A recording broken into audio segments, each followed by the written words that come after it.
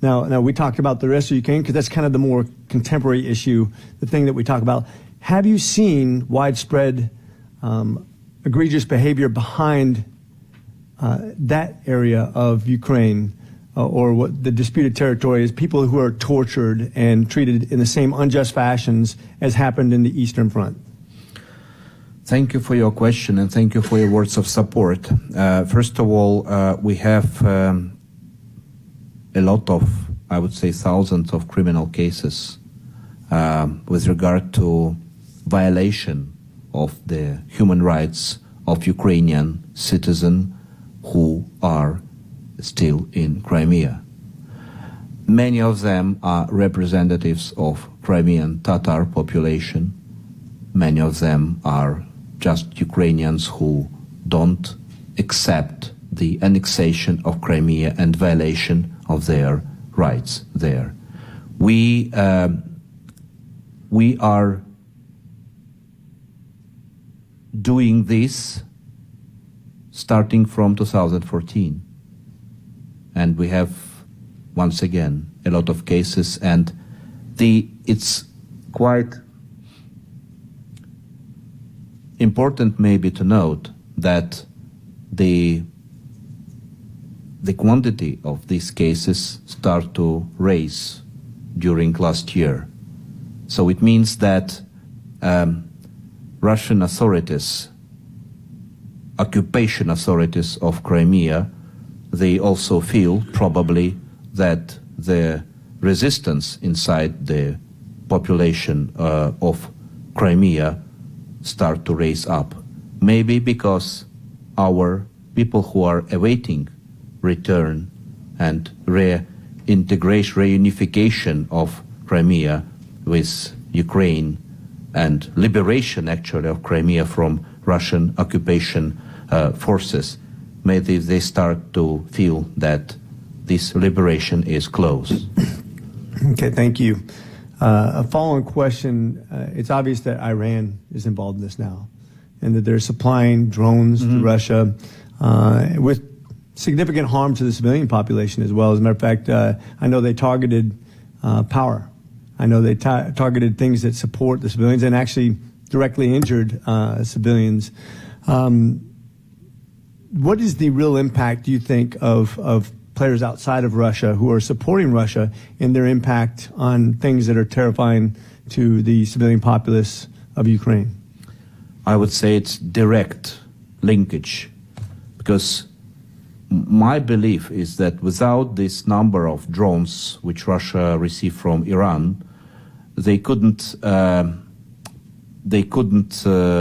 execute so massive attacks on critical civil infrastructure from autumn through all winter, trying to terrorize Ukrainian population throughout the country, very far from the active battlefield, to terrorize it, to starve and to freeze. So unfortunately, the impact is direct, and the Iranian drones really caused a lot of damage to Ukraine. Now, with more air defense system, we see that our air defense is more efficient. The last case, which was like yesterday, Odessa, my native city. So our reports was that from 12 drones, 10 were shot.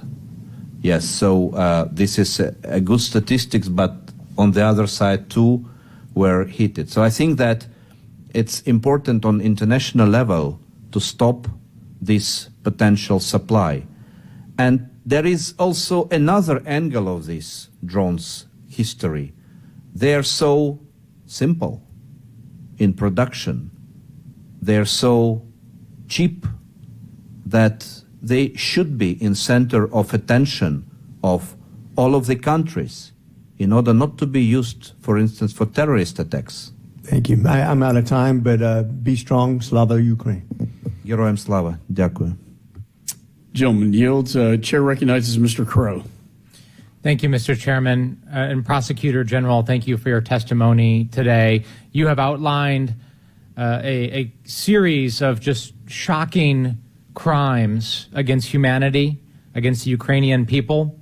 The kidnapping of tens of thousands of Ukrainian children and their indoctrination in prison camps, the rape and torture of women, the targeting of electrical and water infrastructure to starve and to freeze the Ukrainian people, the use of torture of prisoners, mass executions of civilians, and on and on. These are war crimes. They are genocide. I join my colleagues in calling it what it is. And as several of my colleagues have said, that this is not just a battle for democracy and Ukrainian freedom, but this is a battle for humanity. Right? The question that must be answered here is, what will we allow humans to do to each other? And what will we allow the tyrant that is Vladimir Putin to get away with? The answer must be, we won't allow him to get away with any of it. That must be the answer. There's no other alternative here, and I join you and the Ukrainian people and my colleagues in figuring out how we do that. Vladimir Putin has made a big mistake, though. He has underestimated the will of the Ukrainian people, because he will not ever break that will. We know that. I have seen that firsthand from my friends in Ukraine. So the question becomes, how do we make everybody, not just Vladimir Putin, accountable for these crimes? Battlefield commanders, individual soldiers. There must be accountability at every level. And to that end, this Congress changed law last year to allow the sharing of information to the International Criminal Court with respect to Russia and Ukraine. It's my understanding that law has not been fully used yet by this administration, that there is information that has not been put forward. Public reports have indicated that there is information that we have that we could provide that we have not due to some objections by the Department of Defense. What is your understanding as to the state of the sharing of that information, and what objections are you hearing from the U.S. government at this point that might be slowing down the provision of really critical information? You know, in course of this war, many procedures historically, which took months and years before, now in different countries and in different international organizations, now are sorted out within months or weeks. And this is quite a unique situation where we feel as a special element of support that you change your procedures. But in order to get this changed, and in order to be it more 100% efficient, it's important to, in parallel, to communicate the need of such changes. I don't want somehow to comment on why internally there could be some resistance in exchanging of information, I mean internally here in the United States. I am ready to communicate and to explain that if this is for the matter of justice on international level to all perpetrators, not only to those who executed these commands, but those who ordered these commands, then it doesn't raise any risk or any concern from the point of view of, like, from the military side. Of course, I can hear arguments, because I used to be in communication all this year for different processes. But I think that proper communication, open and honest, will help to break, the ice if it is necessary and if it is important. And once again, I think it is possible to share more intelligence information we need, because it's not just sharing information, it's just to give answer on our very specific requests. We are trying to deal with this new legislation. Let's see what would be the outcome and the result. I'm optimistic, and I hope that our communication will lead to fruitful results. Thank you, Prosecutor General. We appreciate your service and your leadership and testimony today. I yield back. Gentleman yields back. Chair recognizes Mr. Kane. Thank you, Mr. Chairman. First of all, I want to thank you, Mr. Prosecutor General, for being with us today and for all the hard work that you and your office have been doing since the onset of this conflict last year. As chairman of the Europe Subcommittee, I share Chairman McCall's feelings that it's important for this committee to inform the American public about what is currently happening in Ukraine and to display that many war crimes are being committed by Russian forces in Ukraine. It's important for the American people to know what's being committed by Putin's forces in Ukraine, and that Europe bear witness to the atrocities that have not been seen since the Second World War. It is now more important than ever to see the evidence of the attempted genocide of the Ukrainian people. To follow up on an earlier question on the setting of a special international tribunal, obviously that would, regarding aggression, that would obviously have to go before the UN General Assembly. And has your government reached out to any of the people within the UN and other countries to build support for such a tribunal? Thank you. Thank you for your support and thank you for your question. First of all, the core group of countries who support the creation of special tribunal is expanding, and the newcomer is Costa Rica, which is important. It's country from the Latin America, and we are in constant communication with the members of the United Nations in order to get more support for establishment of special tribunal. For this, I would ask the not only supporting us in by words, but also maybe to share the work with the countries of concern who are not ready to fix their position on the side of international tribunal, so that our friends and allies who are ready to help us in establishing a special tribunal will also deal with some countries where you historically or have more communication opportunities or capabilities. This will be very helpful. Okay, thank you for that. In 2014, Russian forces invaded Ukraine's sovereign territory for the first time in the Donbas and the Crimea. And they have illegally occupied those areas ever since. During the initial invasion and the 9 years since then, have the Russian forces and their proxies committed systemic war crimes in those regions? Yes, we have. Actually, our war crimes investigation war crimes prosecution department of the Office of Prosecutor General was created before. So now we just extend its capabilities because of the number of war crimes committed. But the war crimes which we see now, many of them were committed before on the territory of occupied Donbas and in Crimea. That was my sense. And thank you for your leadership. I yield back my time. Thank you. Gentleman yields back. Chair recognizes Mr. Davidson. Thank you, Chairman.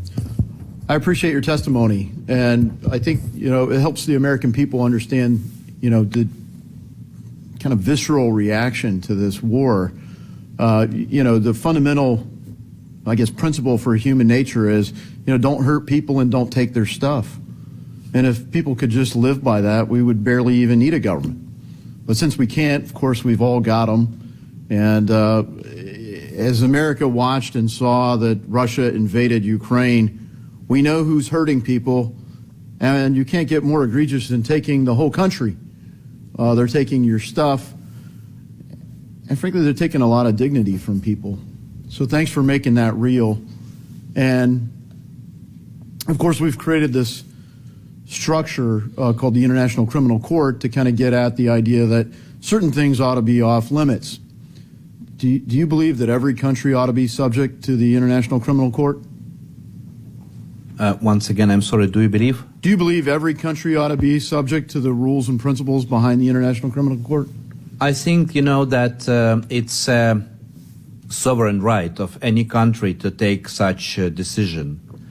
We understand that the idea of the International Criminal Court is based on the procedures which were first used at Nuremberg trials. So the ICC is something like a result of Nuremberg trials. The idea of the ICC, so the need of the International Criminal Court, is to step in where national government, national authorities are unwilling or unable to prosecute crimes, especially war crimes. Right. And so if you look at, obviously Russia is not willing to prosecute war crimes. Are any of your neighbors providing sanctuary to people that you consider war criminals? We have such information. I don't think that it happens on a massive scale. The problem we have that we can't use, for instance, Interpol for the matter of arresting of the alleged war criminals who committed war crimes, because for their practice says that this is treated like a political crimes, which is not the case in our situation. And but I don't think that there is a massive situation with countries who are giving sanctuary to alleged war criminals. Okay, so that's encouraging because there are some neighboring countries that are at least providing material aid to Russia rather than to Ukraine.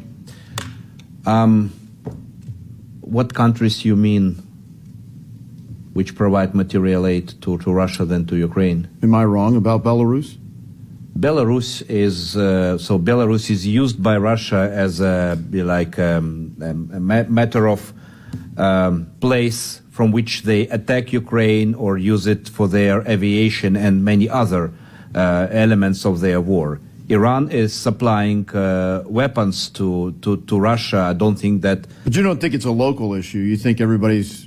It's not a local issue, of course. This war is a global war, and some countries are on the Russian side. Some countries are actually trying to hide that they are potentially supporting Russia, and if that being known, some of them are changing their attitude. Yeah, this is important. Yeah. Okay. So that's basically what I was trying to get at. And so when you look at the support that you've built for Ukraine. Thanks for fighting courageously against an invasion. The American people were ready to go. I mean, really, from America's perspective, kind of like ready, fire, aim, because normally when we get involved, we set a mission first. When you look at the principle behind these war crimes, how do we get to the point where we actually enforce them in a way where people really can? What it took to get the Nuremberg trials was unconditional surrender for Germany. So do you think that's the end state, unconditional surrender for Russia?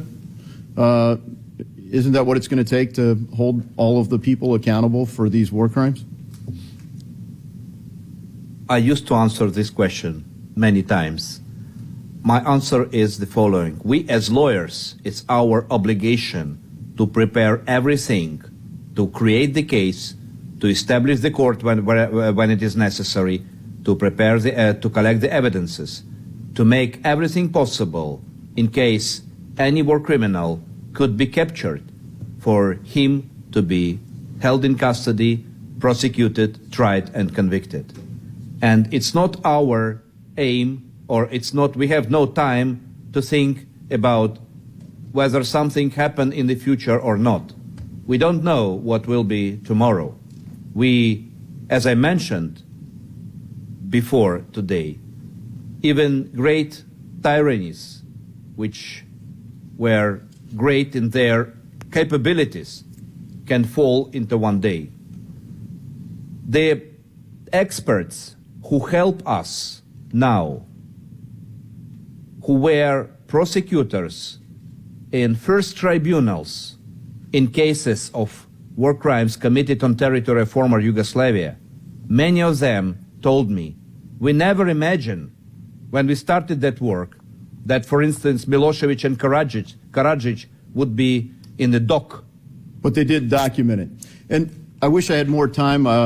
We have a little more generous buffer in this committee than some, so thank you, Chairman, for your indulgence to get to the answer. I actually have some other questions in writing for how the United States has been able to cooperate and be supportive.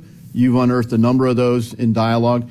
And frankly, one of the questions that we get relates to, would you be okay with the same standard being applied to Ukraine's conduct in the war? And I'd just give you, if I had the time, to address the pretext that Russia used to start the war. And we look forward to a written response.